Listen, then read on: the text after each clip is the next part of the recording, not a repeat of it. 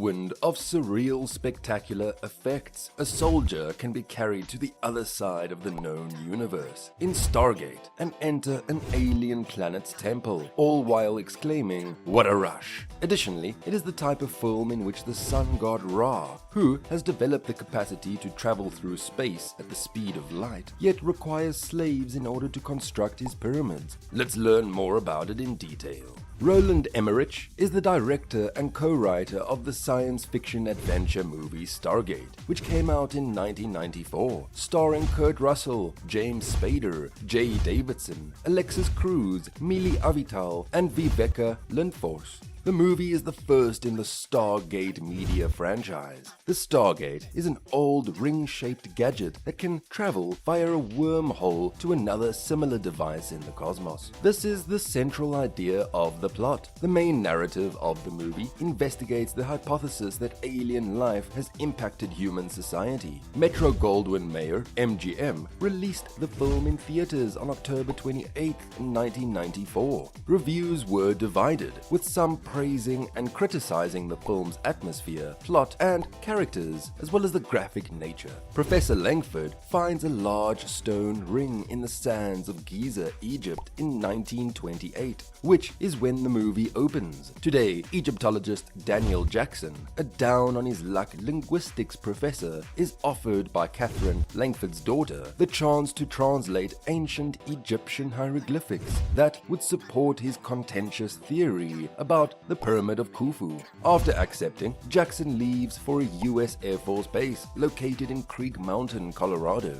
Jackson deciphers the hieroglyphics on the stone's outer ring, which state Ra is located 1,000,000 years in the sky, his Stargate sealed and buried for eternity. Colonel Jack O'Neill, a retired Special Forces veteran, arrives to assume leadership of the project and designates it as classified. Jackson concludes that the symbols represent star constellations that serve as spatial coordinates. A wormhole leading to the planet Abydos in another galaxy is created when the sequence is introduced into the Stargate. A team led by O'Neill enters a pyramid in the middle of enormous sand dunes after passing through the Stargate. Jackson says that because the Stargate coordinates needed to return to Earth are absent, they are unable to call home. While Jackson, O'Neill, and the others venture outside and find a mining hamlet populated by people who believe them to be gods sent by Ra. Other team members remain at the pyramid. Jackson starts conversing with the folk after realizing that they speak an ancient Egyptian dialect. The group makes friends with the locals. O'Neill befriends Skara, while Jackson develops a romantic relationship with Shauru, the leader's daughter. Jackson discovers through the catacombs hieroglyphics that the Egyptian god Ra was, in reality, a Gawud, an extraterrestrial life form that used his superior technology to enslave mankind. Some of these humans had been sent to Abydos via the Stargate and used to mine the minerals that resemble quartzite and is the basis for all of Ra's technology. Even though they finally revolted and buried the Stargate, Ra banned writing and reading because he feared another uprising on Abydos. By now, the Earth crew has found the cartouche that will allow them to return home, but the seventh symbol has been lost. Jackson is revived in a contraption that resembles a sarcophagus, while O'Neill and the other team members are cast into a dungeon. In order to prove to the villagers that Ra is their only real god, Ra threatens to kill Jackson and everyone who has seen him. Jackson must then kill the rest of the crew. But as soon as Ra gets the villagers assembled in the front of the pyramid ship, a few young villagers alert Jackson that they have found the team's weapons. Jackson then fires at Ra as the children divert attention. Jackson, O'Neill, and the group escape Ra's ship and hide with the boys in the cave. Jackson discovers that a portion of Skara's artwork of the people's victory over Ra, which she completed the previous morning, represents the seventh symbol required to restart the Stargate, 3 moons over a pyramid. Jackson persuades persuades the villagers that their gods are only human, and with their assistance, O'Neill, Jackson, and the other team members return to the Stargate in the hopes of defusing the bomb. Ra makes the decision to withdraw and has his ship ready for flight when the villagers start an outright rebellion against his forces. Jackson revives Sha'uri in Ra's sarcophagus after she is killed in the battle, and she escapes when O'Neill vanquishes Anubis and turns on the ship's ring transporter. When O'Neill and Jackson are unable to disarm the bomb, they carry it via the rings to Ra's spacecraft, where it explodes, killing Ra. Jackson chooses to stay on Earth, but the gang is able to return home via the Stargate.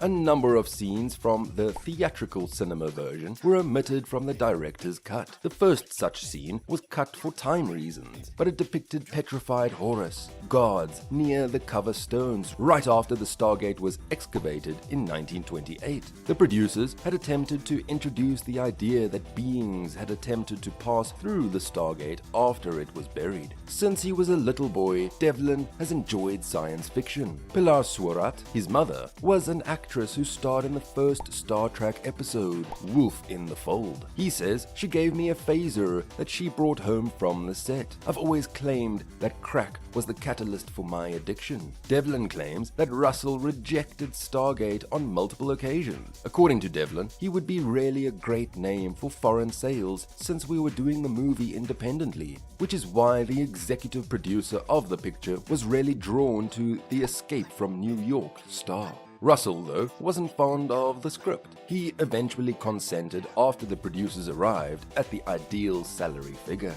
Devlin recalls, "But then we found out that he had been given the wrong script. An extremely early draft of the script that should have never even been released was delivered to him. Therefore he thought, oh, this isn't so bad, when he actually saw the shooting script." Early in the production, Arnold and Emmerich and Devlin had a lengthy discussion regarding the tone and feel of the score. However, they essentially abandoned him. I believe they thought I was going in the correct path when I sent them some theme ideas. Their movies had grandiose themes and required an amazing soundtrack to match our frequent indulgences. Fantasy allows them a great deal of freedom. They went with my gut feeling and didn't advise me on what to do, just how to feel.